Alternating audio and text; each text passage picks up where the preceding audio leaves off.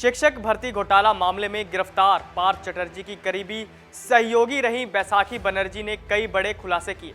बैसाखी बनर्जी ने पार्थ चटर्जी को अपना राजनीतिक गॉडफादर बताया। उन्होंने कहा कि पार्थ चटर्जी के कभी मिस्टर रोमियो बनने की कल्पना नहीं की थी। जिस भी जिले में पार्थ की संपत्ति है वहां उनकी एक प्रेमिका जरूर है।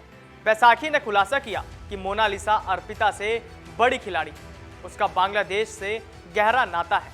डायमंड सिटी के जिस फ्लैट से 20 करोड़ की वसूली हुई है वहां एक मुजीब उर रहमान का बैग था जो मोनालिसा का है। उन्होंने आशंका जताई कि मोनालिसा बांग्लादेश से भाग गई थी। उन्होंने कहा कि मोनालिसा दास पार्थ चटर्जी के बहुत करीब है। ये तो समय आने पर इस बात से भी पर्दा उठेगा कि कॉलेज सेवा आयोग घोटाले में मोनालिसा दास को पार्थ चटर्जी के करीबी होने की वजह से ही काजी नजरुल विश्वविद्यालय के प्रोटेम वीसी के रूप में काम किया था। बैसाखी ने कहा कि 69 साल उम्र होने के बाद भी पार्थ इतने रंगीन हो सकते हैं, इसकी उन्होंने कल्पना भी नहीं की थी। अब मुकाबला ये होना चाहिए कि अर्पिता या मोनालिसा दास में कौन बड़ा है। बैसाखी बनर्जी ने कहा कि पार्थ चटर्जी एक बहुत ही सम्मानित व्यक्ति थे, वो उनके काफ़ी करीब हुआ करते थे। उन्होंने ही उनको west Bengal college and university professor association TMC teach cell का अध्यक्ष बनाया और स्कूल और कॉलेज सेवा आयोग में सभी भ्रष्टाचार को खत्म करने के लिए कहा। बैसाखी बनर्जी ने कहा कि उन्होंने कभी नहीं सोचा था कि वो शिक्षक भ्रष्टाचार के सरगना निकलेंगे। बैसाखी ने कहा कि WBC UPA में पीछे होने पर उनको एहसास हुआ कि भ्रष्टाचार उनके चारों ओर घूम रहा है। उन्होंने आरोप लगाया कि पार्थ ने उनसे अनैतिक काम करने के लिए भी कहा था। बैसाखी ने कहा कि कॉलेज सर्विस कमीशन बड़ा घोटाला है। VC सिलेक्शन से लेकर नॉन टीचिंग स्टाफ तक हर एक्टिविस्ट के लिए रेट तय है। यह कीमत 50,000 से 12 लाख तक होती है। उन्होंने कहा कि जिस दिन कॉलेज सेवा आयोग घोटाला सामने आया था उसी के साथ ही मोनालिसा दास का असली चेहरा भी सामने आ गया।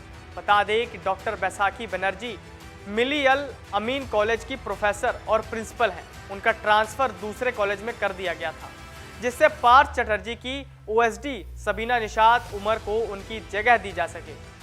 बैसाखी ने कहा कि इसके बाद वो पार्थ की करीबी बन गई और उनको बिना इस्तीफा स्वीकार किए नौकरी छोड़नी पड़ी।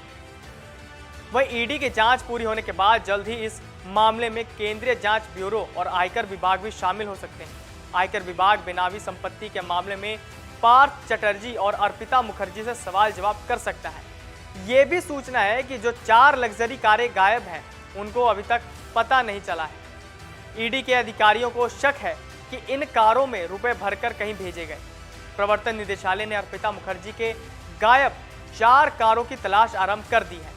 एजेंसी के सूत्रों ने बताया कि एक मर्सिडीज और एक मिनी कूपर कार मुखर्जी के पास थी। इन कारों का इस्तेमाल पूर्व मंत्री पार्थ चटर्जी अर्पिता के साथ सैर सपाटे के लिए करते थे। इन कारों में अर्पिता पार्टी भी क्या करती थी। इन अधिकारियों ने बताया कि अर्पिता इनमें से किसी एक कार में निकली थी और पार्थ दूसरी किसी गाड़ी में पीछे आते थे। आगे जाकर पार्थ अर्पिता की गाड़ी में सवार हो जाते थे। ये सभी गाड़ियां 2016 से 2019 के बीच खरीदी गईं। ED ने 23 जुलाई को अर्पिता के फ्लैट पर पहली बार छापा मारा था। इस दौरान ED को करीब 21 करोड़ रुपए कैश मिला था। इतना ही नहीं, ED ने अर्पिता के घर से 20 मोबाइल और 50 लाख रुपए की ज्वेलरी भी बरामद की थी। ED को अर्पिता के घर से करीब 60 लाख की विदेशी करेंसी भी मिली थी। इसके बाद ED ने अर्पिता मुखर्जी को गिरफ्तार किया था। डाउनलोड करें अमर उजाला ऐप और पाएं खबरें लगातार। अगर आप ये वीडियो YouTube पर देख रहे हैं तो हमारे चैनल को सब्सक्राइब करें और बेल आइकन को दबाना ना भूलें। अगर आप Facebook पर ये वीडियो देख रहे हैं तो हमारे पेज को लाइक करें।